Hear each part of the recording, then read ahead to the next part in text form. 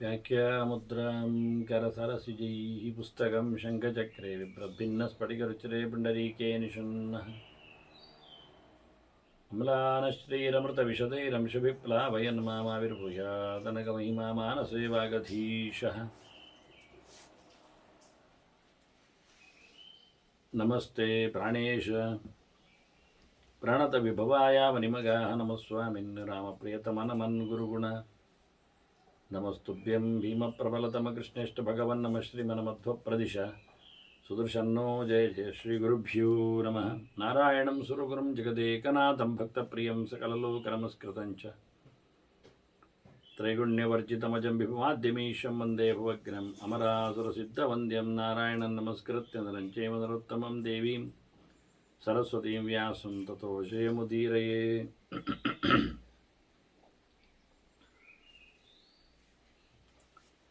ವೇದವ್ಯಾಸುರ ಮಹಾಭಾರತದ ಚಿಂತಕರಿಗೆ ವಂದನೆಗಳು. ಅನುಶಾಸನ ಪರ್ವದ 76ನೇ ಪ್ರವಚನ ಮತ್ತು ಪಾತ್ರ ಚಿಂತನೆಯ ಬಗ್ಗೆ ಭೀಷ್ಮರು ನೀಡಿದ ಮಾತುಗಳು ಧರ್ಮರಾಜನಿಗೆ. ದೇವರ ಉದ್ದೇಶ, ದೇವತೆಗಳ ಉದ್ದೇಶ ಮಾಡುವ ಕರ್ಮಾಂಗಗಳಲ್ಲಿ, ವಿಶೇಷವಾಗಿ ಪಿತೃಕರ್ಮಗಳಲ್ಲಿ, ಶ್ರಾದ್ದಾದಿಗಳಲ್ಲಿ ಎಂಥವರನ್ನು ಕರೆಯಬೇಕು, ಎಂಥವರನ್ನು ದೂರ ಇಡಬೇಕು. ಅಹಿಂಸ್ರಃ, ಅಲ್ಪದೋಷಶ್ಚ, ಅಕಲ್ಕಗಃ, ಅತರ್ಕಶ್ಚ ಅಂತ ಕಂಡಾಬಟ್ಟೆ ವ್ಯರ್ಥವಾಗಿ ವಿತಂಡ ಮಾಡುವವರನ್ನೆಲ್ಲ ಕರಿಬೇಡ ಅಂತಾರೆ. ತರ್ಕಕ್ಕೆ ಸರಿ ಅಂದವರನ್ನು ಬೇಡ, ಹಿಂಸೆ ಮಾಡುವವನನ್ನು ಬೇಡ. ಕಮ್ಮಿ ದೋಷವುಳ್ಳವ ಪರವಾಗಿಲ್ಲ, ಮತ್ತು ಮೋಸ ಮಾಡುವವನು ಆಗುವುದಿಲ್ಲ. ಹಾಗೆ ಮೋಸ ಮಾಡದವನನ್ನು, ಹಿಂಸೆ ಮಾಡದವನನ್ನೆಲ್ಲ ಕರಿಬೇಕು ಮುಖ್ಯವಾಗಿ ಅಂತಾನೆ. ಅದರೊಟ್ಟಿಗೆ ಅವರತಿ, ಕಿತವಃ, ಸ್ಥೇನಃ, ಪ್ರಾಣಿ ವಿಕ್ರಯಕಃ, ವಣಿಕ್ ಇವೆಲ್ಲ ಹಿಂದೆ ನಿಷೇಧಕ್ಕೆ ಹೇಳಿದ ವ್ಯಕ್ತಿಗಳು. ವ್ರತ ಇಲ್ಲದವ, ಕಳ್ಳತನ ಮಾಡಿದವ, ಹಕ್ಕಿ ಮಾರಿ ಬದುಕುವವ, ಮೋಸಗಾರ, ವ್ಯಾಪಾರಿ ಇವರೆಲ್ಲರೂ ಸನ್ನಿಷ್ಕೃತಿ ಪೀತವಾನ್ ಸೋಮಂ ಪುನಃ ಅವನ್ಕೇತನ ಕ್ಷಮ. ಅವನೊಂದೊಮ್ಮೆ ಪ್ರಾಯಶ್ಚಿತ್ತ ಮಾಡಿಕೊಂಡಿದ್ದರೆ, ಅಷ್ಟು ಮಾಡಿದ್ದಕ್ಕೆ ಕಳ್ಳತನ ಮಾಡಿ ಪ್ರಾಯಶ್ಚಿತ್ತ ಮಾಡಿಕೊಂಡ, ಅಥವಾ ವ್ರತ ಬಿಟ್ಟು ಪ್ರಾಯಶ್ಚಿತ್ತ ಮಾಡಿಕೊಂಡ, ಮತ್ತೆ ಸೋಮಪಾನ ಮಾಡಿದ, ಯಜ್ಞಯಾಗ ಮಾಡಿ, ಅಂಥವನ್ನು ಕರೀಲಿಕ್ಕೆ ಬರ್ತದೆ. ತಪ್ಪಾಗಿದ್ದಲ್ಲಿ ಅದನ್ನು ಬದಲಿಸಿಕೊಂಡಲ್ಲಿ ಆಗ್ತದೆ. ಅದೇ ವೃತ್ತಿಯಲ್ಲಿ ನಿಂತವನಿಗೆ ಆಗುವುದಿಲ್ಲ, ಕಳ್ಳ ವೃತ್ತಿಯಲ್ಲೇ ವ್ಯಾಪಾರದಲ್ಲೇ ನಿಂತವನಿಗೆ ಆಗುವುದಿಲ್ಲ ಅಂತ. ಎಲ್ಲಿಯೋ ಆಪತ್ತಿನಲ್ಲಿ ಮಾಡಿಕೊಂಡ, ಎಲ್ಲಿಯೋ ಆಗಿ ಹೋಗಿತ್ತು, ಅದಕ್ಕೆ ಬೇಕಾದ ಪ್ರಾಯಶ್ಚಿತ್ತ ಮಾಡಿಕೊಂಡಿದ್ದಾನೆ, ಸೋಮಯಾಗ ಮಾಡಿದ್ದಾನೆ, ಸೋಮಪಾನ ಮಾಡಿದ್ದಾನೆ, ಯಾಗಿಗಳ ಜೊತೆಯಲ್ಲಿ ಸೇರಿ ಅಂಥವನೇ ಮತ್ತೆ ಪುನಃ ಊಟಕ್ಕೆ ಅವನನ್ನು ಶ್ರಾದ್ದಾದಿಗಳಲ್ಲಿ ಕರೀಲಿಕ್ಕೆ ಬರ್ತದೆ. ಇನ್ನು ಯಾರ ದುಡ್ಡಿನಿಂದೆಲ್ಲ ಮಾಡಲಿಕ್ಕಿಲ್ಲ ಅಂದರೆ ಅರ್ಜಯಿತ್ವ ಧನಂ ಪೂರ್ವಂ, ಇನ್ನೂ ಒಂದು ಪ್ರಕಾರದಲ್ಲಿ ಯಾರು ಆಗ್ಬಹುದು ಹೇಳುವಾಗ ಅರ್ಜಯಿತ್ವ ಧನಂ ಪೂರ್ವಂ ದಾರುಣೈರಪಿ ಕರ್ಮಭಿಹಿ, ಕೆಟ್ಟ ಕೆಲಸ ಮಾಡಿಯೇ ದುಡ್ಡು ಒಟ್ಟು ಮಾಡಿದ್ದಾನೆ. ಆದರೆ ಅವನು ಭವೇತ್ ಸಾ ಅತಿಥಿ ಭವೇತ್ ಸರ್ವಾತಿಥಿ ಪಶ್ಚಾತ್, ಮತ್ತೆ ಅವನು ಗೊತ್ತಾಗಿ ತಾನು ಮಾಡಿದ ಸಂಪಾದನೆಗಳು ಸರಿಯಿಲ್ಲ ಅಂತ ಗೊತ್ತಾಗಿ ಅತಿಥಿಗಳ ಸತ್ಕಾರವನ್ನು ಯಥೇಷ್ಟವಾಗಿ ಮಾಡ್ತಾವಂದರೆ ಅವನು ಯೋಗ್ಯನೇ, ಅವನನ್ನು ಕರಿಬಹುದು. ಯಾಕೆಂದರೆ ಅವನು ಮಾಡಿದ ದುಡ್ಡನ್ನು ಒಳ್ಳೆಯವರಿಗೆ ಕೊಡ್ತಾ ಇದ್ದಾನೆ, ಒಳ್ಳೆಯದರಲ್ಲಿ ಹಂಚ್ತಾ ಇದ್ದಾನೆ. ಈಗ ಇನ್ನು ಬ್ರಹ್ಮ ವಿಕ್ರಯ ನಿರ್ದಿಷ್ಟ, ವೇದವನ್ನು ಕಲಿಸಿ ಪಾಠವನ್ನು ಹೇಳಿ ಅದರಿಂದ ದುಡ್ಡು ಒಟ್ಟು ಮಾಡಿಕೊಂಡು ಬಂದದ್ರಲ್ಲಿ ಶ್ರಾದ್ದಾದಿಗಳನ್ನು ಮಾಡೋದಾದರೆ ಅದು ಉಪಯೋಗಕ್ಕೆ ಬರುವುದಿಲ್ಲ ಅಂತಾನೆ. ಹಾಗೆ ಸ್ತ್ರೀಯ ಹೆಚ್ಚಾರ್ಜಿತಂ ಧನಂ, ಹೆಣ್ಣು ಸಂಪಾದನೆ ಮಾಡಿದ ದುಡ್ಡು ಪ್ರಯೋಜನ ಇಲ್ಲ ಅಂಥದ್ದನ್ನೆಲ್ಲ ಅದೇ ಪಿತೃವಿಪ್ರೇಭ್ಯ, ಅದನ್ನು ಮತ್ತೆ ಬ್ರಾಹ್ಮಣರಿಗೆ ಎಲ್ಲ ಕೊಟ್ಟು ಅವರನ್ನು ಹಾಳು ಮಾಡೋದು ಬೇಡ. ಅಂದರೆ ಅವರನ್ನು ಹಾಳು ಮಾಡೋದು ಬೇಡ, ಅಯೋಗ್ಯವಾದ ಧನದಲ್ಲಿ ಅವರ ಬದುಕು ಬೇಡ. ಹೆಚ್ಚ ಕ್ಲೈಬ್ಯಾದುಪಾರ್ಜಿತಂ, ನಪುಂಸಕತನದಿಂದಲೂ ಬದುಕಿಯಂಥದ್ದು, ಹೇಳಿತನದಿಂದ ದಮ್ಮಯದಕ್ಕೆ ಹಾಕಿಕೊಂಡು ಅದೆಲ್ಲ ಸಂಪಾದನೆ ಮಾಡಿದ್ದೆಲ್ಲ ಬೇಡ ಅಂತ. ಇನ್ನು ಕರ್ಮಾಂಗದಲ್ಲಿ ಸ್ವಲ್ಪ ವ್ಯವಸ್ಥೆ ಇದೆ. ಕ್ರಿಯಮಾಣೆ ಅಪವರ್ಗೇಚ, ದಾನ ಮಾಡುವಾಗ, ಶ್ರಾದ್ದ ನಡೆಸುವಾಗ ಅಲ್ಲಿ ಹೇಳಿಕೊಳ್ಳಿಕ್ಕೆ ಇರ್ತದೆ. ಆಗ ಅವರು ಅದಕ್ಕೆ ತಿಳಿದು ಉತ್ತರಿಸಬೇಕು. ಒಂದೊಮ್ಮೆ ಮಾತಾಡದೆ ಹೋದರೆ ನವ್ಯಾಹರತಿಯ ದ್ಯುಕ್ತಂ, ಹೇಳಬೇಕಾದ್ದನ್ನು ಹೇಳದೆ ಹೋದಲ್ಲಿ ಅವನು ತಸ್ಯ ಅಧರ್ಮ ಗವಾನೃತಾಂ, ಅವನಿಗೆ ದನದ ದೋಷ ಅಂದರೆ ಗವಾನೃತ. ದನದ ವಿಷಯದಲ್ಲಿ ಸುಳ್ಳು ಹೇಳಿದ ಪಾಪ. ಸುಳ್ಳು ಹೇಳಿದ ಪಾಪದ ಬಗ್ಗೆ ಮುಂದೆ ಒಂದು ಮಾತು ಹೇಳ್ತಾರೆ ಭೀಷ್ಮರು. ಸುಳ್ಳು, ದನ ಕೊಡ್ತೇನೆ ಅಂತ ಹೇಳಿದ್ದಾನೆ, ಕೊಡಲಿಲ್ಲ, ಅದೊಂದು ಪಾಪ ಬರ್ತದಲ್ಲ, ಆ ಪಾಪ ಬರ್ತದೆ. ಶಾರದದಲ್ಲಿ ಪ್ರತ್ಯುತ್ತರವನ್ನು, ಪ್ರತಿಶಬ್ದವನ್ನು ಹೇಳದೆ ಹೋದಲ್ಲಿ.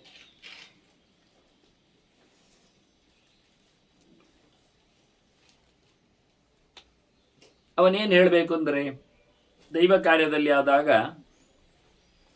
ಪುಣ್ಯಾಹಂ ಭವಂತೋ ಭ್ರುವಂತು ಅಂತ ಹೇಳ್ತಾರವರು. ಪುಣ್ಯಾಹ ಅಂತ ಹೇಳ್ರಿ ಅಂತ. ಆಗವನು ಓಂ ಪುಣ್ಯಾಹಂ ಓಂ ಪುಣ್ಯಾಹಂ ಓಂ ಪುಣ್ಯಾಹಂ ಹೇಳಬೇಕು, ಮೂರು ಸತ್ಯ ಅಲ್ಲ. ಒಳ್ಳೆಯದಾಗಲಿ, ಒಳ್ಳೆ ದಿನ ಆಗಲಿ ಅಂತ ಹೇಳಿಕೊಂಡು. ಕ್ಷತ್ರಿಯನಿಗೆ ಆದರೆ ಓಂಕಾರ ಇಲ್ಲದೆ ಹೇಳಬೇಕು, ಪುಣ್ಯಾಹಂ ಪುಣ್ಯಾಹಂ ಪುಣ್ಯಾಹಂ ಅಂತೇಳಿ. ವೈಶ್ಯನಿಗಾದರೆ ಪುಣ್ಯ ಬೇಕಾಗಿಲ್ಲ, ಶಬ್ದವನ್ನು ಹೇಳುವಲ್ಲಿ. ಪ್ರಿಯಂತಾನ್ ದೇವತಾಹ ಅಂತ ಹೇಳಲಿಕ್ಕೆ, ದೇವತೆಗಳು ಪ್ರಿಯರಾಗಲಿ, ಪ್ರೀತಿಯನ್ನು ಪಡೆದುಕೊಳ್ಳಿ ಅಂತ ಹೇಳಲಿಕ್ಕೆ. ಅದರಂತೆ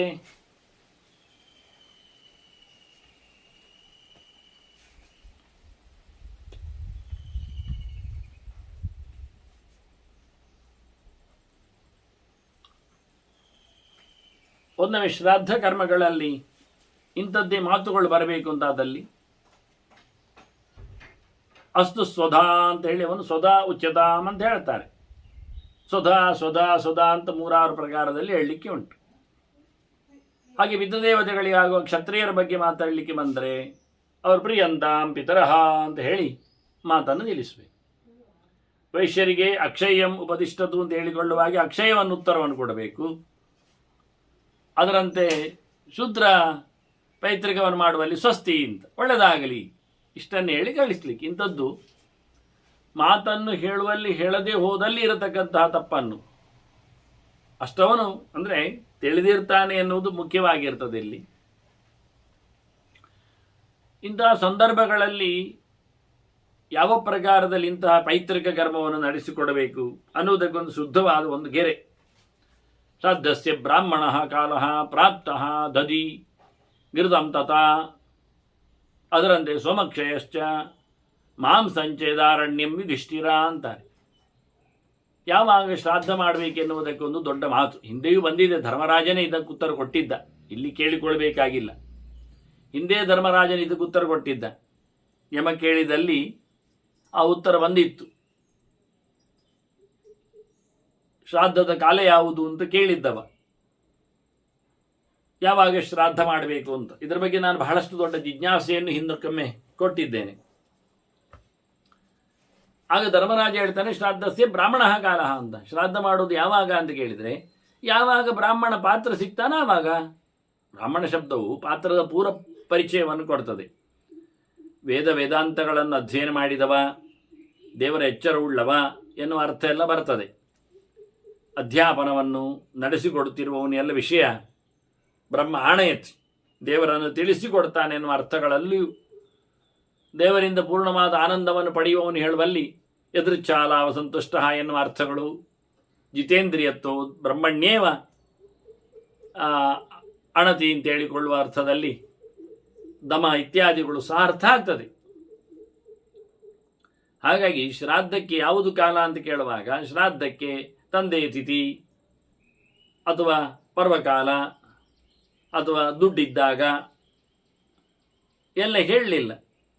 ತೀರ್ಥಕ್ಷೇತ್ರಗಳು ಅಂತೆಲ್ಲ ಹೇಳಲಿಲ್ಲ. ಯಾವಾಗ ಯೋಗ್ಯನಾದ ಪಾತ್ರ ಬರ್ತಾನೋ ಆವತ್ತು ಶ್ರಾದ್ದ ಮಾಡಲಿಕ್ಕೆ. ಆದ್ದರಿಂದ ತಂದೆ ಯಾವತ್ತೋ ಹೋಗಿರ್ಬೋದು, ತಾಯಿಯಂದೋ ಗತಿಸಿರ್ಬೋದು. ಅವರ ಮೃತವಾದ ತಿಥಿಯನ್ನಿಟ್ಟುಕೊಂಡು ಆ ಮಾಸವನ್ನು ಗಮನಿಸಿಕೊಂಡು ಹಾಕುವಂಥದ್ದು, ವಾರ್ಷಿಕವಾಗುವಂಥದ್ದು ಎಲ್ಲ ಸರಿ. ಇವನೇನು ವಾರ್ಷಿಕವೋ, ಅದು ಕಾಮ್ಯವೋ, ಅದು ನಿತ್ಯವೋ ಏನು ಕೇಳಲಿಲ್ಲ. ಯಾಕೆಂದರೆ ಅಂಥದ್ದಕ್ಕೆಲ್ಲ ವ್ಯವಸ್ಥೆ ಅಲ್ಲ. ಬ್ರಾಹ್ಮಣ ಕಾಲ ಶ್ರಾದ್ದಸ್ಯ ಅಂತ ಬ್ರಾಹ್ಮಣ ಪಾತ್ರ ಸಿಕ್ಕಿದರೆ ಮುಗಿಯಿತು. ಆವಾಗ ಗಮನಿಸುವುದು, ಗುರುತಿಸುವುದು, ಆಮಂತ್ರಿಸುವುದು ಎಲ್ಲಿವರೆಗೆ ಅಂದರೆ ಬ್ರಾಹ್ಮಣ ಕಾಲ ಹಿಂದಿನ ದಿವಸ ಸಿಗ್ತಾನೆ, ಹಿಂದಿನ ದಿವಸ ಬೇಕಾಗಿಲ್ಲ, ಮರುದಿನವೇ ಕರಿಬಹುದು ಹೇಳಿದ್ದಾರೆ. ಯಾವ ದಿನ ಶ್ರಾದ್ದವೇ ಆ ದಿನವೇ ಕರಿಬಹುದು, ಅದು ತಪ್ಪಾಗುವುದಿಲ್ಲ ಅಂತ ಹೇಳಿದ್ದಾರೆ. ಆದ್ದರಿಂದ ಅವನು ಸಿಕ್ಕಿದರೆ ಇವತ್ತೇ ಮಾಡ್ತೇನೆ ಅಂತ ಹೇಳಲಿಕ್ಕೆ, ಬೆಳಿಗ್ಗೆ ಸಿಕ್ಕಿದರೆ ಮಧ್ಯಾಹ್ನ ಮಾಡ್ತೇನೆ ಹೇಳುವುದು ಶ್ರಾದ್ದ, ಮಧ್ಯಾಹ್ನ ನಂತರ ಸಿಕ್ಕಿದರೆ ನಾಳೆ ಮಾಡ್ತೇನೆ ಅಂತ ಹೇಳೋದು ಶ್ರಾದ್ದ. ಎರಡಕ್ಕೂ ಸಮನ್ವಯ ಆಗತ್ತೆ, ಸಮಸ್ಯೆ ಇರುವುದಿಲ್ಲ. ಹೀಗಾಗಿ ಅದು ದಶಮಿಯಲ್ಲಿಯೇ ಮಾಡಬೇಕು, ಏಕಾದಶಿಯಂದೇ ಮಾಡಬೇಕು, ದ್ವಾದಶಿಯಂದೇ ಮಾಡಬೇಕು, ಏಕಾದಶಿ ವ್ರತತಿಥಿ ಆದರೆ ಮರುದಿನವೇ ಮಾಡಬೇಕು, ಹಾಗೆ ನಿಲ್ಲವೇ ಇಲ್ಲ. ಎಂಥದ್ದು ಮಾಡಿದರೂ ಅಂಥದ್ದೆಲ್ಲ ಆಗುವುದಿಲ್ಲ. ಯಾಕೆ ಹಾಗೆ ಮಾಡಲಿಕ್ಕೆ ಆಗುವುದಿಲ್ಲ, ಬ್ರಾಹ್ಮಣ ಬರುವುದಿಲ್ಲ. ಹೀಗೆ ಹೇಳ್ತಾನೆ ಇಲ್ಲಿ ಭೀಷ್ಮ ಹೇಳುವಾಗ, ಶ್ರಾದ್ದಕ್ಕೆ ಬ್ರಾಹ್ಮಣ ಕಾಲ ಎನ್ನುವುದು ಸತ್ಯ. ಪಾತ್ರ ಇರುವಾಗ ಶ್ರಾದ್ದಕ್ಕೆ ಬ್ರಾಹ್ಮಣನನ್ನು ಹುಡುಕಬೇಕು ಅಂತಾದರೂ ನಮಗೆ ಬೇಕಾದ ಮೆಟೀರಿಯಲ್ ಯಾವಾಗ ಹೇರಳವಾಗಿ ನಮಗೆ ಮೊಸರು ತುಪ್ಪ ಸಿಗ್ತದೆ ಆವತ್ತು ಶ್ರಾದ್ದ ಮಾಡೋದು, ಭಾಳ ಗಮ್ಮತಿ ಇರ್ತದೆ. ಅದು ಮೊಸರು ತುಪ್ಪ ಆಯಿತು, ಸಂಪಾದನೆ ಆಯಿತು, ಸಿಕ್ಕಿತು, ಆಗ ಬ್ರಾಹ್ಮಣನನ್ನು ಕರೆಯುವುದು, ಶ್ರಾದ್ದ ಮಾಡ್ತೇನೆ ಬಂದು. ಯಾಕೆಂದರೆ ಮೊಸರು ತುಪ್ಪವೇ ಪ್ರಧಾನವಾಗಿ ಅದಕ್ಕೆ ಅಂಗ. ಇನ್ನೊಂದು ಸೋಮಕ್ಷಯಶ್ಚ, ಅಮಾವಾಸ್ಯೆ, ಚಂದ್ರ ಇಲ್ಲದಾಗುವುದು, ಅದು ಅಮಾವಾಸ್ಯೆ. ಅಮಾವಾಸ್ಯೆ ಶ್ರಾದ್ದದ ಕಾಲ. ಈಗ ನೋಡಿ ಮತ್ತೆ ಮೃತತಿಥಿಯನ್ನು ಹುಡುಕುವುದು ಎಲ್ಲಿಗೆ? ಅಮಾವಾಸ್ಯೆ ಮಾಡಲಿಕ್ಕೆ ಬರ್ತದೆ. ಆಶೋಚ ಬಂದಾಗ ಮರುದಿನ ಮಾಡ್ತಾರಾ? ಇಲ್ಲ. ಆಶೋಚ ಕಳೆದಾಗ ಮಾಡುದು. ಆಶೋಚ ಕಳೆದು ಕೂಡಲೇ ಮಾಡ್ತಾರಾ? ಇಲ್ಲ, ಕೂಡಲೇ ಮಾಡಲಿಕ್ಕೆ ಆಗುವುದಿಲ್ಲ. ಆಶೋಚ ಮರುದಿನ, ಆಶೋಚ ಶುದ್ಧದ ದಿನ ಬಹಳಷ್ಟು ಕೆಲಸ ಇರ್ತದೆ. ಅದೆಲ್ಲ ತನ್ನ ಕರ್ಮಾಂಗಗಳನ್ನು ಮುಗ್ದ ನಂತರ ಮಾಡುವುದಿಲ್ಲ ಅವನು ಸಂಬಂಧಪಟ್ಟಂತೆ. ಹಾಗೆ ಆದ್ದರಿಂದ ಪಿತೃಗಳು ಕಾಯ್ತಾರೆ, ಆವತ್ತು ಬರದಿದ್ದರೆ ಶಾಪ ಆಗ್ತಾರೆ ಎಂದರೆ ಪಿತೃಗಳಿಗೆ ಗೊತ್ತುಂಟು. ನಮ್ಮದು ದಿನತ್ರಯಗಳು ಗೊತ್ತುಂಟು, ಆಶೋಚವು ಗೊತ್ತುಂಟು. ಅವರಿಗೆ ಆಶೋಚ ಗೊತ್ತುಂಟು ಅಂತಾದರೆ ದಿನತ್ರಯವೂ ಗೊತ್ತುಂಟು, ಏನು ಸಮಸ್ಯೆ ಇಲ್ಲ. ಅಮಾವಾಸ್ಯೆ ಉಂಟು ತಿಥಿ, ಹುಣ್ಣಿಮೆ ಉಂಟು ತಿಥಿ, ಆವತ್ತು ಮಾಡ್ತೇನೆ. ಗ್ರಹಣ ಇದ್ರೆ ಮಾಡಲಿಕ್ಕೆ ಆಗುವುದಿಲ್ಲಲ್ಲ, ಮರುದಿನ ಮಾಡೋದಲ್ವ. ಹಾಗಾಗಿ ಅವರಿಗೆ ಗ್ರಹಣ ಬರ್ತದೆ ಎಂದು ಗೊತ್ತುಂಟು. ಮನುಷ್ಯ ಲೋಕದಲ್ಲಿ ಮಾಡುವುದಿಲ್ಲ ಇವತ್ತು, ಆದ್ದರಿಂದ ಅವರೇನು ಶಾಪ ಹಾಕಿ ಹೋಗುವುದಿಲ್ಲ. ಅವರೇನು ತಿಥಿ ಇಟ್ಟುಕೊಂಡು ಡೈರಿಯಲ್ಲಿ ಬರ್ಕೊಂಡು ಅದೇ ದಿನ ಹಾಜರಾಗುವುದಿಲ್ಲ. ಅವರೇನು ಪಂಚಾಂಗ ನೋಡಿ ಬರುವುದಲ್ಲ, ನಾವು ಕರೆದಾಗ ಬರುವುದು. ಯಾವಾಗ ಕರಿತೇವೆ? ಬ್ರಾಹ್ಮಣ ಸಿಕ್ಕಿದಾಗ ಕರಿತೇವೆ. ಯಾವಾಗ ಕರಿತೇವೆ? ದಧಿಕೃತ ಬಂದಾಗ ಕರಿತೇವೆ. ದಧಿಕೃತವನ್ನು ಸಂಪಾದನೆ ಮಾಡಲಿಕ್ಕೆ ದುಡ್ಡು ಬಂದಾಗ ಕರಿತೇವೆ, ಒಟ್ಟಾದಾಗ. ಮತ್ತೆ ಅಮಾವಾಸ್ಯೆ ಬಂದಾಗಲೂ ಕರಿಬಹುದು. ಮತ್ತು ಇನ್ನೊಂದು ಹೇಳ್ತಾರೆ, ಮಾಂಸಂ ಚ ಯದಾರಣ್ಯಂ ಅಂತ ಹೇಳ್ತಾನೆ ಯುಧಿಷ್ಠಿರ ಅಂತ. ಇಲ್ಲಿ ತಿದ್ದುಪಡಿಯೆಲ್ಲ ಆಗಿದೆ ಇರಲಿ. ಅರಣ್ಯಭವವಾದಂತಹ ಕಾಡು ಪ್ರಾಣಿಯ ಮಾಂಸ ಯಾವಾಗ ಸಿಗ್ತದೆ ಆವತ್ತು ಮಾಡಬಹುದು. ಮಾಂಸದಿಂದ ಶ್ರಾದ್ದ ಮಾಡುವವರು ಮಾಂಸ ಭೋಜಿಗಳಾಗಿದ್ದರೆ ಅದು ಶ್ರಾದ್ದದಲ್ಲಿ ಮಾಂಸ ಭೋಜನ ವಿಹಿತವೂ ಆಗಿದೆ ಅಂದಿದ್ದಾರೆ ಅವರು, ಬೇರೆ ಕಡೆಯಲ್ಲಿ ಅಲ್ಲದಿದ್ದರು. ಹಾಗಾಗಿ ಅರಣ್ಯ ಮಾಂಸ ಯಾವತ್ತು ಸಿಗ್ತದೆ, ಅರಣ್ಯ ಮೃಗಗಳ ಮಾಂಸ ಯಾವತ್ತು ಸಿಗ್ತದೆ ಆವತ್ತು ಹೇರಳವಾಗಿ ಮಾಡಲಿಕ್ಕೂ ಬರ್ತದೆ ಅಂತೇಳಿ ದ್ರವ್ಯ ಪ್ರಾಪ್ತಿಯ ಬಗ್ಗೆಯೂ, ಪಾತ್ರ ಪ್ರಾಪ್ತಿಯ ಬಗ್ಗೆಯೂ, ಕಾಲಪ್ರಾಪ್ತಿಯ ಬಗ್ಗೆಯೂ ಶ್ರಾದ್ದಕ್ಕೊಂದು ಮೆರುಗನ್ನು ಜನರಲ್ ಆಗಿ ಭೀಷ್ಮರು ಕೊಟ್ಟಿದ್ದಾರೆ. ಇಲ್ಲೆಲ್ಲ ಅನೇಕ ಅಂಶಗಳು, ಶ್ರಾದ್ದಾಂಶಗಳೇ ಇಲ್ಲಿಯ ಅಧ್ಯಾಯಗಳ ಚಿಂತನೆಗಳು.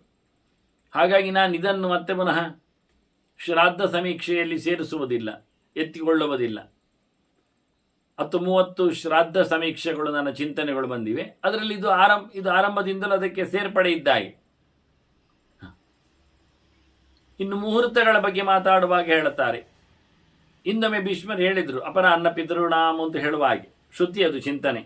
ಪ್ರಾತರೇವ ಹಿ ದೇವಾನ ಮಧ್ಯಂದಿನಂ ಮನುಷ್ಯಾಣ ಅಪರಾಹ್ನ ಪಿತೃಣಾಂ ರಾತ್ರಿರೇವ ಅಸುರಾಣಾಮ್ ಅಂತ ಹೇಳಿಕೊಂಡು ಬ್ರಾಹ್ಮಣಾರಣ್ಯಗಳೇ ವಿಶೇಷವಾಗಿ ಇದನ್ನು ಕಾಲವನ್ನು ಚಿಂತನೆಯಲ್ಲಿ ತಂದೆ ಅದನ್ನು ಇವರು ಹೇಳಿದ್ದಾರೆ ಹಿಂದೆ, ಪಿತೃಕರ್ಮ ಅಪರಾಹ್ನದಲ್ಲಿ ಆಗಬೇಕು ಅಂತ. ಈಗ ಮುಹೂರ್ತ ಲೆಕ್ಕವನ್ನು ಹೇಳುತ್ತಾರೆ. ಹಗಲಿಗೆ 15 ಮುಹೂರ್ತ, 12 ಗಂಟೆಗೆ, ಮತ್ತು ರಾತ್ರಿಗೆ ಸೂರ್ಯಾಸ್ತದಿಂದ ಸೂರ್ಯೋದಯವರೆಗೆ ಮತ್ತೆ 15 ಮುಹೂರ್ತ. ಒಟ್ಟು ದಿನಕ್ಕೆ 30 ಮುಹೂರ್ತ ಅಂತ ಕ್ರಮ. ಈ ಒಂದು ಮುಹೂರ್ತಕ್ಕೆ 2 ಗಳಿಗೆ ಅಂತ ಲೆಕ್ಕ. ಹಾಗಾಗಿ 30 ಮುಹೂರ್ತಕ್ಕೆ 60 ಗಳಿಗೆ ಆಯಿತು. 60 ಗಳಿಗೆ, ಇಡೀ ದಿನದಲ್ಲಿ 60 ಗಳಿಗೆ ಅಂದರೆ 1 ಗಳಿಗೆ 24 ನಿಮಿಷ ಆಯಿತು. ಅಂದರೆ 24 ಗಂಟೆ ಆಯಿತು, 60 ನಿಮಿಷ ಆಯ್ತು. 60 ನಿಮಿಷದ 24 ಗಂಟೆ, 24 ಗಳಿಗೆ 60 ಮುಹೂರ್ತ. ಒಂದು ಗಳಿಗೆಗೆ ಅಲ್ಲಿ 60 ಗಳಿಗೆ 24 ನಿಮಿಷ. ಒಂದು ನಿಮಿಷಕ್ಕೆ, ಒಂದು ಗಳಿಗೆಗೆ 24 ನಿಮಿಷ ಆಗ್ತದೆ. ಒಟ್ಟಿಗೆ 2.5 ಗಳಿಗೆಗೆ 1 ಗಂಟೆ ಆಗ್ತದೆ. 2.5 ಗಳಿಗೆಗೆ 1 ಗಂಟೆ ಆದರೆ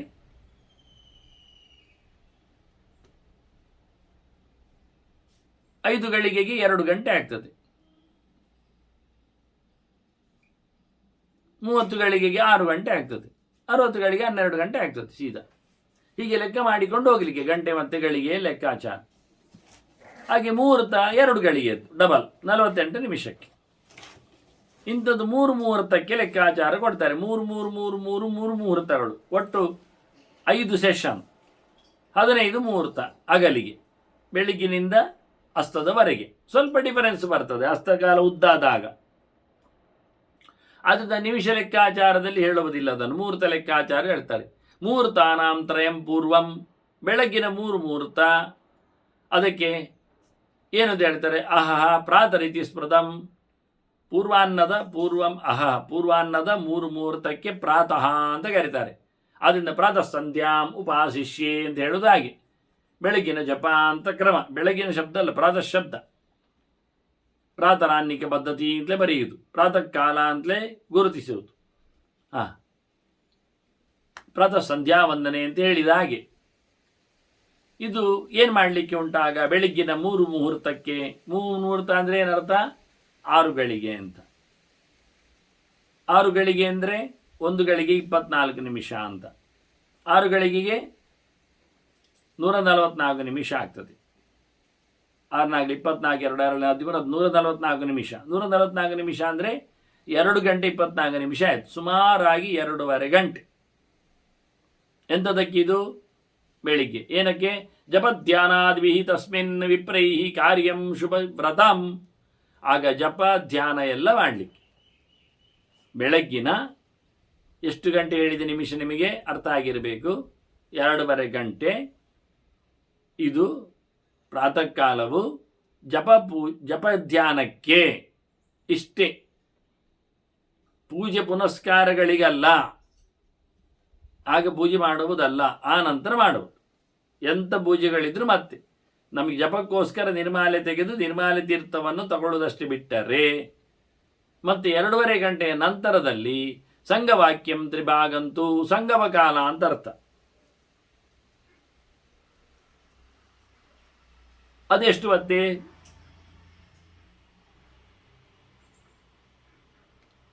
3 ಮುಹೂರ್ತವೇ. ಆನಂತರ ಮಧ್ಯಾಹ್ನ ತ್ರಿಮುಹೂರ್ತಕಃ, 3ನೇ ಸೆಷನ್ ಮಧ್ಯಾಹ್ನ. ಅದೆಷ್ಟು? 3 ಮುಹೂರ್ತ. ಅಲ್ಲಿಗೆ ಮಧ್ಯಾಹ್ನ. ಈಗ ಏನಾಯಿತು? 3 6 9 ಬಂತು. 9 ಮುಹೂರ್ತಕ್ಕೆ ಬಂದೆವು ನಾವು. ಹೀಗೆ ಬೆಳಿಗ್ಗೆ 3 ಮುಹೂರ್ತದ ನಂತರ ಜಪ ಮುಗಿದ ಬಳಿಕ ಲೌಕಿಕಂ ಸಂಗವೇರ್ಧಂ ಚ, ಅಲ್ಲಿ 1.5 ಮುಹೂರ್ತ. ಅಷ್ಟು ಸಮಯ ಲೌಕಿಕ ವಾಕ್ಯಗಳನ್ನು, ವಾರ್ತೆಗಳನ್ನು ನೋಡಲಿಕ್ಕೆ ಬರ್ತದೆ, ವ್ಯವಹಾರ ಮಾಡಲಿಕ್ಕೆ ಆಗ್ತದೆ. ಮಧ್ಯದ 2ನೆಯ ಮುಹೂರ್ತದಲ್ಲಿ, 3 ಮುಹೂರ್ತ ಬೆಳಿಗ್ಗೆ, 2ನೇ ಸೆಷನ್. 3 ಮುಹೂರ್ತದಲ್ಲಿ ಎಂತ ಮಾಡಲಿಕ್ಕಿಲ್ಲ. 2ನೇ ಸೆಷನ್ನಲ್ಲಿ ಅರ್ಧ ವಾಸಿಗೆ ಮನೆ ವಾಳ್ತೆಗೆ ಗಮನ ಕೊಡಬಹುದು. ಇವತ್ತೇನು ತರಲಿಕ್ಕೆ ಉಂಟು, ಎಲ್ಲಿಂದ ತರುವುದು, ಯಾರು ಬರ್ತಾರೆ ಎಲ್ಲ. ಮತ್ತೆ ಅರ್ಧ ವಾಸಿಗೆ ಮಧ್ಯಾಹ್ನ ಸ್ನಾನಕ್ಕೆ ಲೆಕ್ಕದು. ಸ್ನಾನ ಆದಿಕ್ಯತ ಮಧ್ಯಮೇ. ಹಾಗೆ 3ನೇದ್ದು ಮಧ್ಯಾಹ್ನದ ಮುಹೂರ್ತ ಉಂಟು, 3ನೇದ್ದು ಸೆಷನ್. ಹಾಗಾಗಿ ಸಂಗಮದಲ್ಲಿ ಅರ್ಧ ಆದ ನಂತರ ಸ್ನಾನಕ್ಕೆ ಹೋಗಲಿಕ್ಕೆ, ಅಂದರೆ 4.25 ಮುಹೂರ್ತದ ನಂತರ ಮಧ್ಯಾಹ್ನದ ಸ್ನಾನ. ಇಷ್ಟು ಗಮನಿಸಿಕೊಳ್ಳಿ. 4 ಮುಹೂರ್ತ ಅಂದರೆ 9 ಗಳಿಗೆ ಆಯಿತು. 9 ಗಳಿಗೆ ನಂತರ ಮಧ್ಯಾಹ್ನದ ಸ್ನಾನ, ಮಧ್ಯಾಹ್ನದ ಜಪ. 1 ಗಳಿಗೆ 24 ನಿಮಿಷ ಅಂತ ಹೇಳಿದ್ದೇನೆ. ಹಾಗಾಗಿ 216 ನಿಮಿಷ ಸೂರ್ಯೋದಯದ ನಂತರ ಆಗ್ತದೆ. ಅಂದರೆ 3 ಗಂಟೆ ಎಂದು ಗ್ಯಾರಂಟಿ ಕಳೀತದೆ. 3.5 ಗಂಟೆಯ ನಂತರ ಸೂರ್ಯೋದಯಕ್ಕಿಂತ ಕಮ್ಮಿ. ಅಂದರೆ ಸೂರ್ಯೋದಯ 6:30 ಆದರೆ 10 ಗಂಟೆಯ ನಂತರ ಮಧ್ಯಾಹ್ನದ ಸ್ನಾನಕ್ಕೆ ಹೋಗಲಿಕ್ಕೆ, ಮಾಧ್ಯಾಹ್ನಿಕಕ್ಕಾಗಿ ಸ್ನಾನಕ್ಕೆ. ಅದು ಉದ್ದನೆಯ ಸ್ನಾನ, ನದಿ ಸ್ನಾನಗಳು. ಇದು ಮುಗಿದ ನಂತರ ಮಾಧ್ಯಾಹ್ನಿಕ ಮಾಡಲಿಕ್ಕೆ ಕ್ರಮ ಪ್ರಕಾರವಾಗಿ. ಆ ನಂತರ ಅಪರಾಹ್ನ ಬರ್ತದೆ. ಚತುರ್ಥಂತು ಅಪರಾಹ್ನಂತು, ಚತುರ್ಥಂ ಅಪರಾಹ್ನಂತು 4ನೇ ಸೆಷನ್. 3 ಮುಹೂರ್ತದ್ದು. ಒಂದೊಂದು ಮುಹೂರ್ತಕ್ಕೆ 48 ನಿಮಿಷ ಲೆಕ್ಕಾಚಾರ. ಅಂಥದ್ದು ಒಂದು ಸೆಷನ್ ಪ್ರಾತಃ, ಸೆಕೆಂಡ್ ಸೆಷನ್ ಸಂಗವ, 3ನೇದ್ದು ಮಧ್ಯಾಹ್ನ, 4ನೇದು ಅಪರಾಹ್ನ. ಇದೆಂತ ಮಾಡಲಿಕ್ಕೆ? ಇದು ತ್ರಿಮೂರ್ತಂತು ಪೈತೃಕಂ, ಇದು ಪಿತೃಕಂ, ಇದು ಪಿತೃಕರ್ಮ ಮಾಡಲಿಕ್ಕೆ. ಈಗ ಅಪರಾಹ್ನ ಕಾಲಕ್ಕೆ ಮತ್ತೆ ಎಷ್ಟುಂಟು? ಸೂರ್ಯ ಅಸ್ತಕ್ಕೆ ಕೇಳಿದರೆ ಮತ್ತೆ 3 ಮುಹೂರ್ತ ಉಂಟು. ಸಾಯಾನ್ನ ತ್ರಿಮೂರ್ತಂಚ ಮಧ್ಯಮಂ ಕವಿ ಸ್ಮೃತಂ. ಇಲ್ಲಿ ಅರ್ಧದಲ್ಲಿ ಸಾಯಂ ಸಂಧ್ಯಾವಂದನೆ ಹೋಗಲಿಕ್ಕೆ ಬರ್ತದೆ. ಅದನ್ನು ಮತ್ತೆ 3 ಮುಹೂರ್ತಗಳು ಸಾಯಾನ್ನ.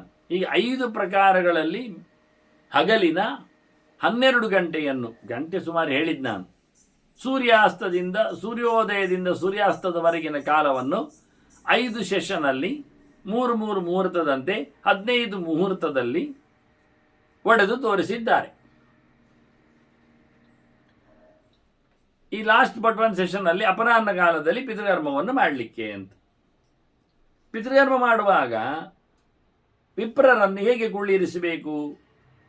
ಪಿತ್ರಾರಾಧನೆಯಲ್ಲಿ ಕರ್ತೃ, ಯಜಮಾನ, ಶ್ರಾದ್ದ ಹಾಕುವವ, ಪಿಂಡ ಹಾಕುವವ ದಕ್ಷಿಣಕ್ಕೆ ಮೋರೆ ಹಾಕಿರ್ತಾನೆ. ದಕ್ಷಿಣಕ್ಕೆ ಮೋರೆ ಹಾಕಿರುವಾಗ ಬಂದವರು, ಅತಿಥಿಗಳು, ಊಟಕ್ಕೆ ನಿಂತವರು, ಪಿತೃಸ್ಥಾನದಲ್ಲಿ ಕೂತವರು ಉತ್ತರಕ್ಕೆ ದಿಕ್ಕಾಗಿರ್ತಾರೆ, ಇವನಿಗೆ ಮೋರೆ ಆಗಿರ್ತಾರೆ. ಹಾಗೆ ದೈವಸ್ಥಾನಕ್ಕೆ ಬಂದವರು, ವಿಶ್ವೇ ದೇವಸ್ಥಾನಕ್ಕೆ ನಿಂತವರು, ಅವರು ಇವನ ಬಲದಲ್ಲಿ ಬರ್ತಾರೆ. ದಕ್ಷಿಣದಲ್ಲಿಗೆ ಮೋರೆ ಹಾಕಿ ಕೂತ ಯಜಮಾನನ ಬಲದಲ್ಲಿ ಬರ್ತಾರೆ. ಅವರು ಪೂರ್ವಕ್ಕೆ ಮೋರೆ ಹಾಕಿರ್ತಾರೆ. ಅವರು ಪಶ್ಚಿಮದಲ್ಲಿ ಕೂತಿರ್ತಾರೆ, ಪೂರ್ವಕ್ಕೆ ಮೋರೆ ಹಾಕ್ತಾರೆ ಯಜಮಾನನದ್ದು. ಹೀಗಾಗಿ ಪ್ರಾಗುದೀಚಿ ಮುಖಾಹ ವಿಪ್ರಾಹ. ಅವನು ಪ್ರಾಗ್, ಇವ ಉದೀಚಿ, ಮುಖಾಹ ವಿಪ್ರಾಹ. ಆನಂತರ ವಿಶ್ವೇ ದೇವೇಚ ದಕ್ಷಿಣಾಹ. ಎಲ್ಲಿ ಬರಲಿಕ್ಕೆ ಅವರು ವಿಶ್ವೇ ದೇವಸ್ಥಾನಗಳು ಅಂದರೆ ಇವನ ಬಲಬದಿಯಲ್ಲಿ ಬರ್ತಾರೆ. ಬಲಬದಿಯಲ್ಲಿ ಕೂತವರು ಪೂರ್ವವನ್ನು ನೋಡ್ತಾರೆ. ಹಾಗಾಗಿ ನಾವು ಅವರಿಗೆ ಪಶ್ಚಿಮದಲ್ಲಿ ದೀಪವನ್ನು ಹಚ್ಚಿ ಇಡಬೇಕು. ಉತ್ತರದಲ್ಲಿ ಕೂತವರು, ಯಜಮಾನನ ಎದುರಲ್ಲಿ ಕೂತವರು, ದಕ್ಷಿಣದಲ್ಲಿ ಕೂತವರು, ಅವರು ಉತ್ತರವನ್ನು ನೋಡ್ತಾ ಇದ್ದಾರೆ, ಅವರಿಗೆ ದಕ್ಷಿಣಕ್ಕೆ ದೀಪವನ್ನು ಇಡಬೇಕು. ಶ್ರಾವಿತೇಷು ಸುತೃಪ್ತೇಷು ಪಿಂಡಂ ದದ್ಯಾತ್ ಸದಕ್ಷಿಣಂ. ಅವರಿಗೆ ನಾವು ಪಿತೃಸೂಕ್ತಗಳನ್ನೆಲ್ಲ ಕೇಳಿ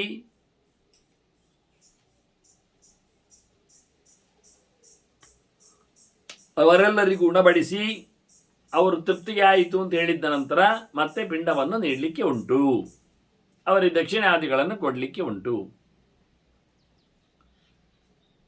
ಇಲ್ಲಿ ಬರಲಿಕ್ಕೆ ಹೇಳ್ತಾರಲ್ಲ, ಮನೆಗೆ ಊಟಕ್ಕೆ ಬನ್ನಿ ಅಂತೇಳಿ, ಅವರು ಎಲ್ಲಿಯಾದರೂ ತಪ್ಪಿಸಿದರೆ, ಬೇರೆಯವ್ರ ಕರ್ತಲ್ಲಿ ಹೋದರೆ ಅದಕ್ಕೇನೆಲ್ಲ ತಪ್ಪುಗಳಾಗ್ತದೆ ಅನ್ನುವುದಕ್ಕೆ ಕೆಲವು ಮಾತುಗಳನ್ನು ಭೀಷ್ಮರು ಹೇಳ್ತಾರೆ. ಗೋಹಿಂಸಾಯಾಂ ಚತುರ್ಭಾಗಂ ಪೂರ್ವಂ ವಿಪ್ರಾತಿ ಕೇತಿನಃ. ಒಬ್ಬ ಬ್ರಾಹ್ಮಣನಾದವ ಮಗದೊಬ್ಬನನ್ನು, ತಿಳಿದವನನ್ನು ಮನೆಗೆ ಊಟಕ್ಕೆ ಬರಲು ಹೇಳಿದ್ದಾನೆ.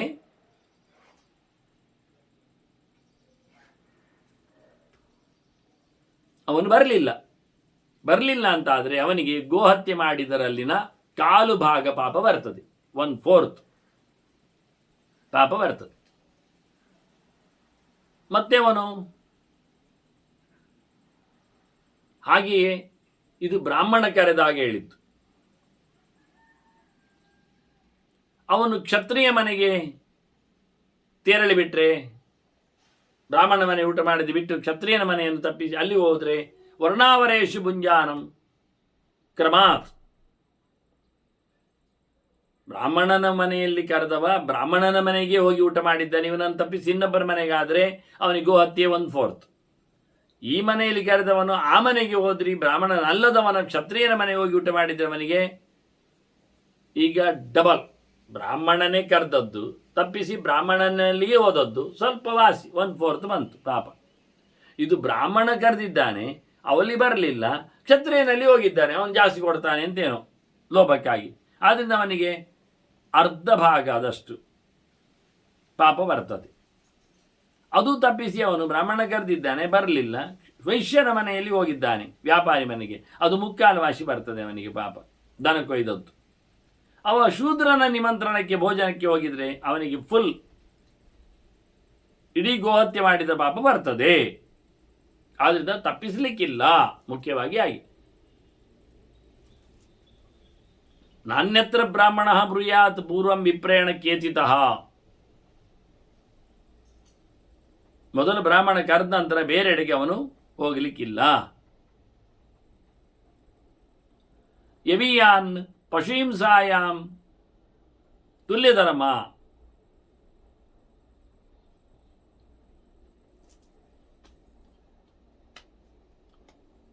ನಿಜವಾಗಿ ಬೇರೆಡೆಗೆ ಹೋದಲ್ಲಿ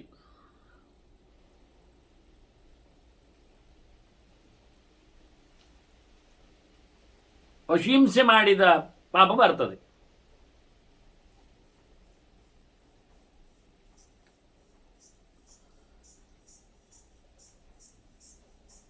ಕೊಡುವವನಿಗೂ ಕರೆದವನಿಗೂ.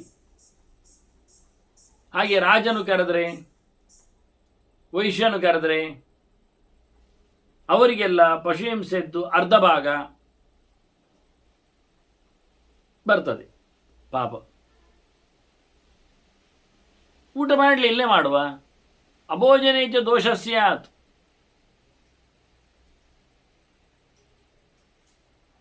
ಕರೆದಾಗ ಹೋಗುವುದಿಲ್ಲ, ಊಟ ಮಾಡದಿದ್ರೂ ದೋಷ ಬರ್ತದೆ.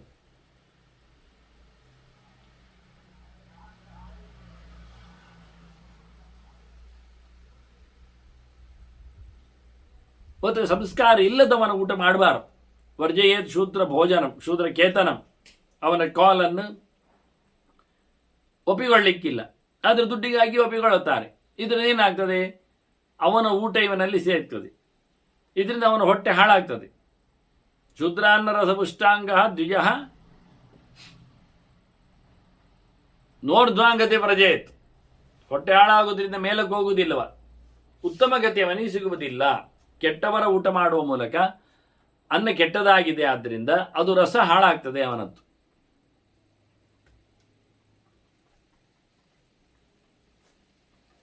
ಮತ್ತು ಊಟ ಮಾಡುವಾಗ ಶುದ್ಧನಾಗಿ ಊಟ ಮಾಡಬೇಕು ಮಡಿಯಲ್ಲಿ. ಅಶುಚಿತ್ಯವ ನಾಶ್ನೀಯಾತ್. ಮತ್ತು ನಾಸ್ತಿಕ ಮಾನವರ್ಜಿತ, ಮರ್ಯಾದೆ ಬಿಟ್ಟವನಾಗಿ, ಪ್ರಮಾಣ ಇಲ್ಲದವನಾಗಿ, ದೇವರನ್ನು ಒಪ್ಪದವನಾಗಿ, ದೇವರ ವೇದವನ್ನು ಒಪ್ಪುವುದಿಲ್ಲ, ವೇದದ ದೇವರನ್ನು ಒಪ್ಪುವುದಿಲ್ಲ ಅಂಥವನು ಊಟ ಮಾಡಲಿಕ್ಕಿಲ್ಲ. ಅವನನ್ನು ಊಟ ಮಾಡಿಸಬಾರದು, ಕರಿಬಾರ್ದು ನಾವು ಅಂಥವರನ್ನು. ಶ್ರದ್ಧೆ, ನಂಬಿಕೆ, ಶಾಸ್ತ್ರ ಇದರ ಮೇಲೆ ಗಮನ ಇಲ್ಲದವರಿಗೆ ಊಟ ಹಾಕಿ ಏನು ಪ್ರಯೋಜನ? ಮತ್ತು ಇವರಿಗೆಲ್ಲ ಸಂಸ್ಕಾರ ಆಗಿರಬೇಕು. ಜಾತಕರ್ಮಾಧಿಕಾ ಸರ್ವಾ ತ್ರಿಷು ವರ್ಣೇಷು ಭಾರತ.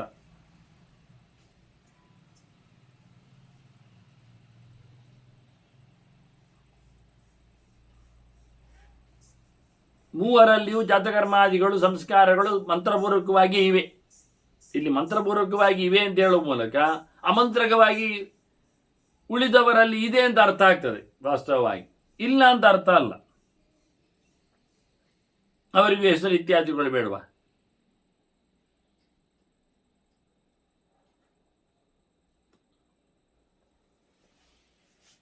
ಹೀಗೆ ಜಾತಕರ್ಮಾದಿಗಳು ಆಗುವಂತೆ ಅವರಿಗೆ ಮೌಂಜಿ ಬಂಧನ ಅಂತ ಉಂಟು. ಮೌಂಜಿ ಅಂದರೆ ಮೇಖಲೆ, ಸೊಂಟಕ್ಕೆ ಹಗ್ಗ. ಅದು ಬ್ರಾಹ್ಮಣನಿಗೆ ಮುಂಜದಿಂದ ತಯಾರು ಮಾಡಿದ್ದು. ಮುಂಜ ಅಂದರೆ ಒಂದು ರೀತಿಯ ದಬ್ಬೆ, ಅದು ಸೆಟೆಯದು ನಿಲ್ತದೆ, ಗಟ್ಟಿ ಇರ್ತದೆ.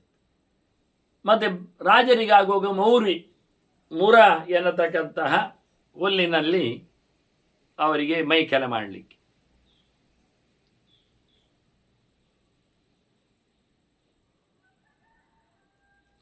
ವೈಶ್ಯರಿಗೆ ಬಲ್ವ ಅಂತ ಹೆಸರು, ಬಾಲ್ವಜಿ ಅಂತ ಕರೀತಾರೆ, ಬಲ್ವತ್ತು. ಅದನ್ನೇ ಬಳ್ಳು ಅಂತ ಹೇಳಿರ್ಬೋದು. ತುಳುವಲ್ಲಿ ಬಂದದ್ದು ಬಳ್ಳು ಬರಲಿಕ್ಕೆ ಕಾರಣ ಬಲ್ಲವ ಎನ್ನತಕ್ಕಂತಹ ಒಂದು ಹುಲ್ಲು ವಿಶೇಷದಿಂದ ಅವರಿಗೆ ಹಗ್ಗ ಮಾಡಲಿಕ್ಕೆ ಸೊಂಟಕ್ಕೆ. ಅದನ್ನು ಇಶಿಕಾ ಅಂತ ಕರೀತಾರೆ. ಕಾಶ ಅಂತ ಹೇಳ್ತಾರೆ. ಕುಶಾಭಾವೇ ಕಾಶಗ್ರಹಣಂ ಅಂತ ದರ್ಬೆ ಸಿಗದಿದ್ರೆ, ಕುಶ ಸಿಗದಿದ್ರೆ ಕಾಶ ತನ್ನಿ ಅಂತಾರೆ. ಅದರಂತೆ ಪ್ರಭೇದಗಳು 10 ಪ್ರಭೇದಗಳುಂಟು. ಕುಶ, ಕಾಶ, ದರ್ಭ ಎಲ್ಲ ಹೆಸರು. ಅದನ್ನು ನಾನು 10 ದರ್ಬೆಗಳ ಬಗ್ಗೆಯೂ ಸಂಧ್ಯಾ ಸಮೀಕ್ಷೆಯಲ್ಲಿ ಕೊಟ್ಟಿದ್ದೇನೆ. ಇದು ಚಾಪೆ ಮಾಡುವವರು ತೆಗಿತಾರೆ ಅದನ್ನು, ಬಲ್ವನ್. ಅದಕ್ಕೆ ಬಳ್ಳಂದೆ ನಾನು ಅದಕ್ಕೋಸ್ಕರ. ಅದು ವೈಶ್ಯರ ಸೊಂಟಕ್ಕೆ. ಇನ್ನು ದಂಡ ಹಿಡಿಲಿಕ್ಕುಂಟು ಪ್ರಯಾಣ ಆದಾಗ.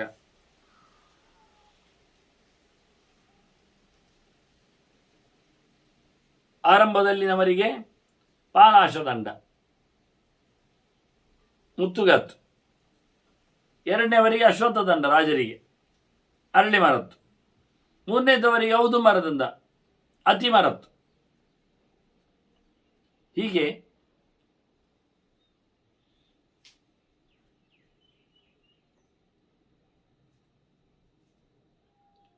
ಮೂರು ಪ್ರಕಾರದ ದಂಡಗಳು ಯೇಷು ಧರ್ಮ ಸನಾತನ ಅಂತ ಶಾಸ್ತ್ರ ಹೇಳಿದ ಗೆರೆಗಳಿದು.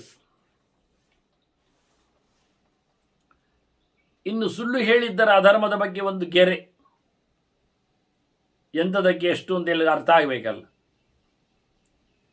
ಅದಕ್ಕೆ ಬ್ರಾಹ್ಮಣಸ್ಯ ಅನೃತೆ ಅಧರ್ಮ ಪ್ರೋಕ್ತ. ಸುಳ್ಳು ಹೇಳಿದರೆ ಅಧರ್ಮ ಆಗ್ತದೆ.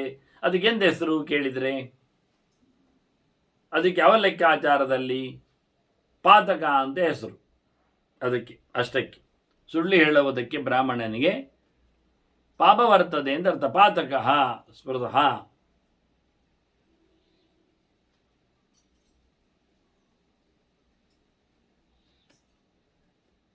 ಇದನ್ನು ರಾಜ ಮಾಡಿದಾಗ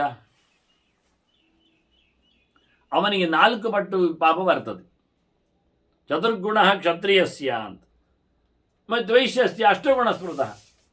ಅವನಿಗೆ ಪಾತಕ ಎನ್ನುವುದು 8 ಪಟ್ಟು ಮೇಲೆ ಇರ್ತದೆ. ಅದನ್ನ ಇಲ್ಲಿ ಸುಳ್ಳಾಗಬಾರದು, ದೋಷ ಸುಳ್ಳು ಅಂತ ಎನ್ನುವ ಅರ್ಥಗಳಲ್ಲೆಲ್ಲ ಪ್ರಯೋಗ ಮಾಡಿದ್ದಾರೆ.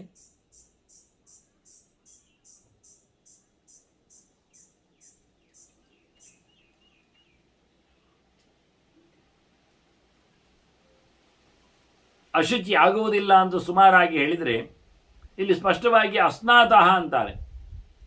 ಬ್ರಾಹ್ಮಣ ರಾಜನ್ ತಸ್ಯಾ ಧರ್ಮ ಅನೃತಂ ತಥಾ.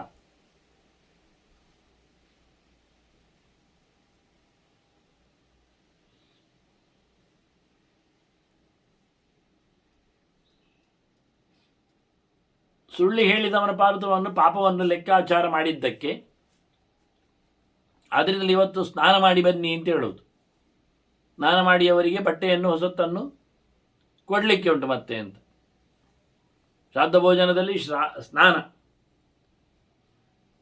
ಹೀಗೆ ಮಡಿ ಊಟ ಅಂತ ಲೆಕ್ಕಾಚಾರ ಮಾಡಿಕೊಂಡು ಎಲ್ಲದಕ್ಕೂ ಸಹ ಮಧ್ಯಾಹ್ನ ಊಟಕ್ಕೆ ಸ್ನಾನ ಮಾಡಿ ಬರ್ತಾರೆ. ನಗು ಬರ್ತದೆ ಎಷ್ಟು ಕೇಳಿದರೆ, ಅವರು ಸ್ನಾನ ಮಾಡಿ ಸೀದಾ ಅಡುಗೆ ಕೋಣೆ ಊಟಕ್ಕೆ ಕೋಣೆಗೆ ಬರುವುದು. ಅಲ್ಲೇ ಬಂದು ಕೆಲವರು ಎಲೆ ಪಕ್ಕದಲ್ಲಿ ಕೂತು ಗಂಧಾಕ್ಷತೆಗಳನ್ನು ಧಾರಣೆ ಮಾಡ್ತಾರೆ. ಅವರು ಬಂದದ್ದು ಊಟಕ್ಕೆ ಸ್ನಾನ ಮಾಡಿ. ನಿಜವಾಗಿ ಸ್ನಾನ ಮಾಡೋ ಹೊತ್ತು ಹೇಳಿದ್ದೇನೆ ಎಷ್ಟೊತ್ತಿಗೆ ಅಂತ, ಮಧ್ಯಾಹ್ನ ಸಂಗಮದ ನಂತರದ ಕಾಲದಲ್ಲಿ. ಆಗ ಸ್ನಾನ ಮಾಡಿ ಜಪ ಮಾಡಲಿಕ್ಕಿರುವಂಥದ್ದು, ಇದ್ದರೆ ಪೂಜೆ ಮುಗಿಸುವಂಥದ್ದಾಗ, ಆ ನಂತರ ಊಟಕ್ಕೆ ಬರಲಿಕ್ಕಿರುವುದು.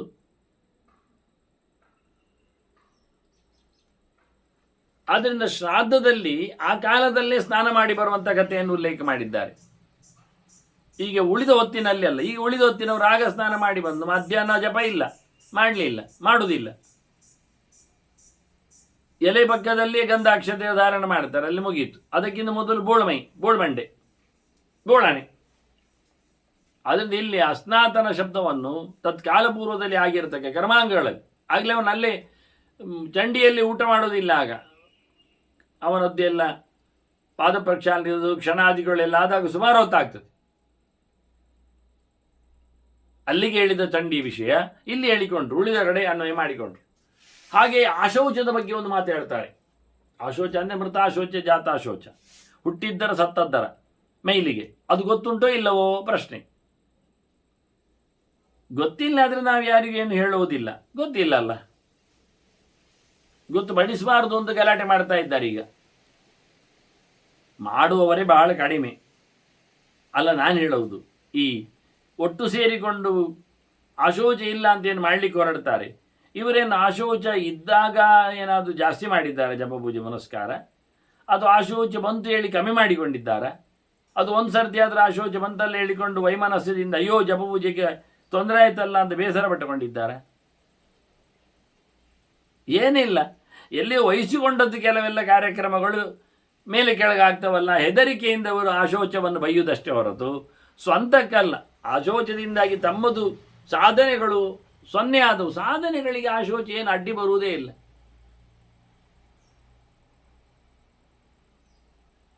ಎಷ್ಟೋ ಬೇಕಾದಷ್ಟು ದೇವರ ನಾಮಗಳನ್ನು ಜಪ ಮಾಡಲಿಕ್ಕೆ ಅಧಿಕಾರ ಉಂಟವನಿಗೆ.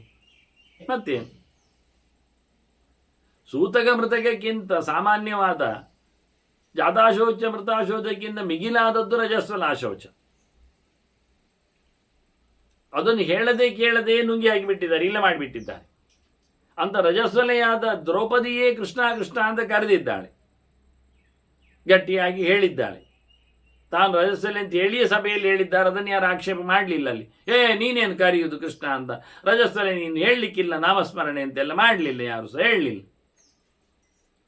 ಹೀಗಾಗಿ ಎಂಥದ್ದು ಸೊನ್ನೆ ಆಗ್ತದೆ ಆಶೋಚಗಳಿಗೆ? ಎಂಥ ಸೊನ್ನೆ ಆಗೋದಿಲ್ಲ. ನಮ್ಮದು ಸಂಪಾದನೆ ಸೊನ್ನೆ ಆಗ್ತದೆ ಅಂತೇಳಿ ನಾವು ಅದನ್ನು ಕತ್ತರಿಸುವ. ಈಗೇನಾಯ್ತು ಕೇಳಿದರೆ, ಒಬ್ಬನಿಗೆ ಆಶೋಚ ಇದೆ, ಅದವನಿಗೆ ಗೊತ್ತಿದೆ.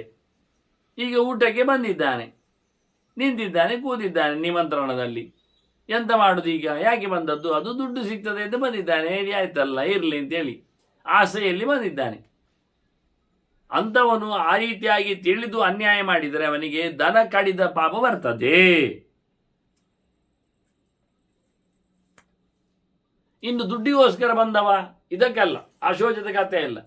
ಬಂದದ್ದೇ ದುಡ್ಡು ಸಿಗ್ತದೆ ಅಂತ, ಅಥವಾ ಇನ್ನೇನು ಸಿಗ್ತದೆ ಅಂತ, ಅವರಲ್ಲಿ ಏನಾದರೂ ವಸ್ತುಗಳು ಸಿಗ್ತವೆ ಅಂತ, ಇನ್ನೇನಾದರೂ ಪ್ರಭಾವ ಬೀರ್ತಾರೆ ಅಂತ, ಅವರದ್ದು ಫ್ರೆಂಡ್ಶಿಪ್ ಉಳಿತದೆ ಅಂತ, ಇನ್ನೆಂಥದೋ ಲಪಟಾಯಿಸಲಿಕ್ಕೆ ಬಂದದ್ದಾದರೆ ಅರ್ಥೇನ ಅನ್ಯೇನಯೋ ಲಿಪ್ಸೇತ್ ಕರ್ಮಾರ್ಥಂಚೈವ ಭಾರತ. ಅವರ ಕೆಲಸ ಆಗಲಿಕ್ಕೆ ಉಂಟು, ಅದಕ್ಕೆ ಇಲ್ಲಿ ಕರೆದಿದ್ದಾರೆ ಬರ್ತಾರೆ, ಅಥವಾ ಕರೀತಾರೆ ಬರ್ತಾನೆ ಅಂತ. ಆದರೆ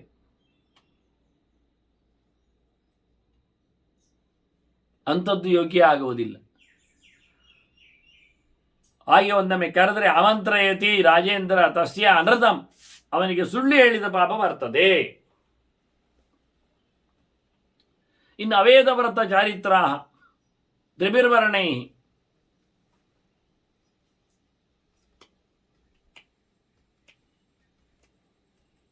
ಅವನತ್ರ ವೇದ ಇಲ್ಲ, ಆಚರಣೆ ಇಲ್ಲ, ಗುಣನಡತೆಯೂ ಚೆನ್ನಾಗಿಲ್ಲ. ಇಂಥವನಿಗೆ ಎಂತ ಹಾಕುವುದು ನೀವು? ಯೋಗ್ಯನ ಪಟ್ಟಿಯಲ್ಲಿ ಒಂದಾಗಿದ್ದೀವ, ಆದರೂ ಅವನನ್ನು ಕುಳ್ಳಿರಿಸಿಕೊಂಡು ಮಂತ್ರವತ್ ಪರಿವಿಶ್ಯಂತೆ, ಕೆಲ ಪ್ರಕಾರ ತಿಳಿದವರ ಹಾಗೆ ತಿಳಿದವರ ನಡೆಸುವಂತೆ. ಹಿಂದೆ ಹೇಳಿದ್ದು ಬಿಡಲಿಕ್ಕಿಲ್ಲ, ಮಾಡಿ ಮತ್ತೆ ಅವರು ಮಾಡ್ತಾರೆ ಅಂತ. ಇದು ಆಗಲ್ಲ.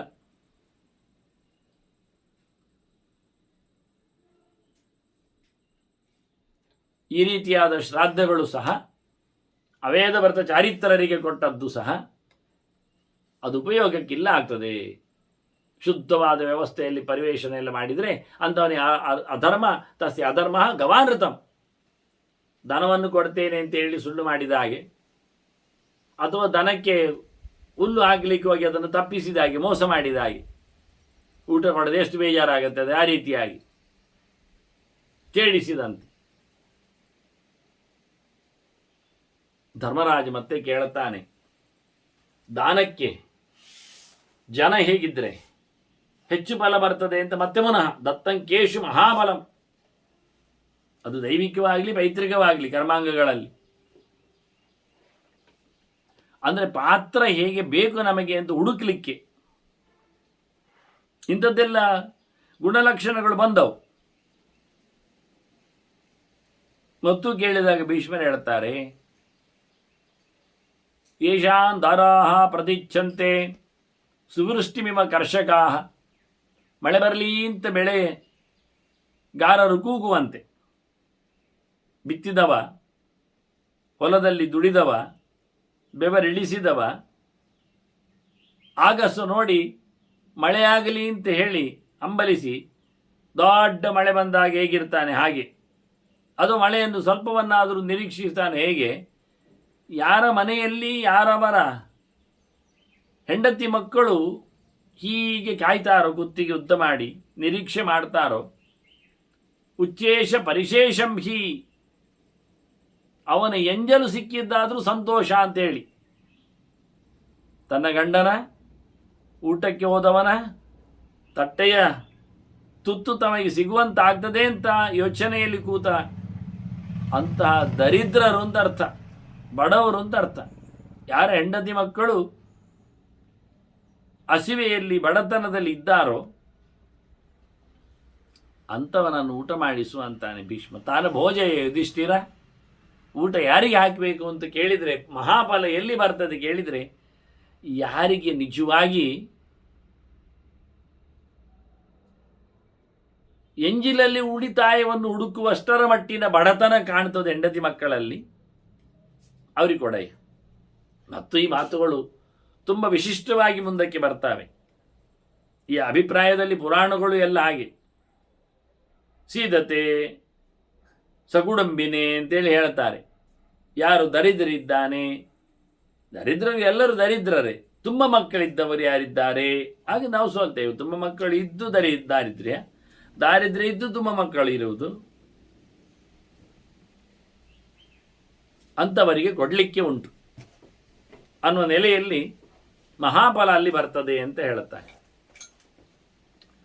ಮತ್ತೆ ಚಾರಿತ್ರ ನಿರತಾಹ ರಾಜನ್ ಯೇ ಕೃಶಾಹ ಕೃಶವೃತ್ತಯ, ಒಳ್ಳೆ ಪ್ರಕಾರದಲ್ಲಿ ಅವರಲ್ಲಿ ಆಚರಣೆಗಳೆಲ್ಲ ಇವೆ.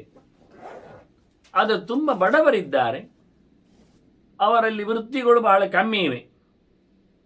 ಅಂಥವರು ಅರ್ತಿನಷ್ಟೊಬ್ಬ ಗಚ್ಚಂತೆ, ಅವರು ಬೇಕು ಅಂತ ಕೇಳ್ತಾರೆ, ಬೇಕು ಅವರಿಗೆ ದುಡ್ಡಿನ ಆಸೆ ಇದೆ, ದುಡ್ಡು ಬೇಕಾಗಿದೆ, ಅಂಥವರಿಗೆ ಊಟ ಹಾಕು ಅಂತ.